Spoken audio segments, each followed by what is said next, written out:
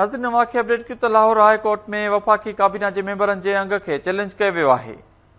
अवांखे ॿुधियो त वफ़ाक़ी काबीना जे मेंबरनि जो अंग 85 आहे। आइन ऐं कानून एतिरी वॾी काबीना ठाहिण जी इजाज़त नथो ॾे, दरख़्वास्त गुज़ार मौक़िफ़ अख़्तियार कयो आहे।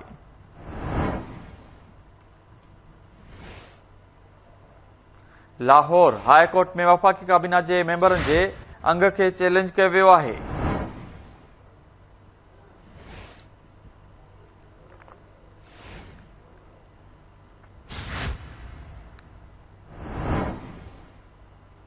दरख़्वास्त गुज़ार मौक़िफ़ अख़्तियार कयो त वफ़ाक़ी काबीना जे मेंबरनि जो अंग 85 आहे। आइन ऐं कानून एतिरी वॾी काबीना ठाहिण जी इजाज़त नथो ॾे। अवांखे अपडेट कयूं त लाहौर हाई कोर्ट में अहम केस जी ॿुधणी कई वई आहे। लाहौर हाई कोर्ट में वफ़ाक़ी काबीना जे मेंबरनि जे अंग खे चैलेंज कयो वियो।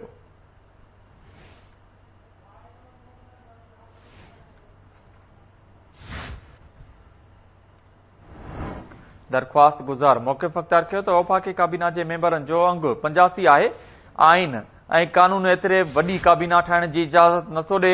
अवांखे अपडेट कयूं त लाहौर हाई कोर्ट में अहम केस जी ॿुधणी कई वई आहे।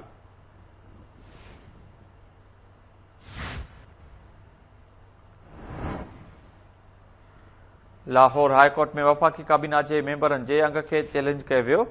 वफ़ाक़ी काबीना जे मेंबरनि जो अंग 85 आहे। आइन ऐं कानून एतिरी वॾी काबीना ठाहिण जी इजाज़त नथो ॾे, दरख़्वास्त गुज़ार मौक़िफ़ अख़्तियार कयो आहे।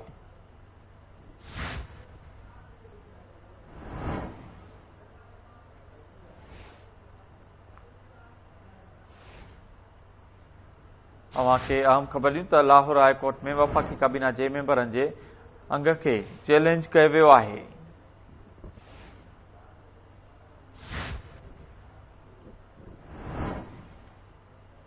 वफ़ाक़ी काबीना जे मेंबरनि जो अंग 85 आहे। आइन ऐं कानून एतिरी वॾी काबीना ठाहिण जी इजाज़त नथो ॾे, दरख़्वास्त गुज़ार मौक़िफ़ अख़्तियार कयो आहे।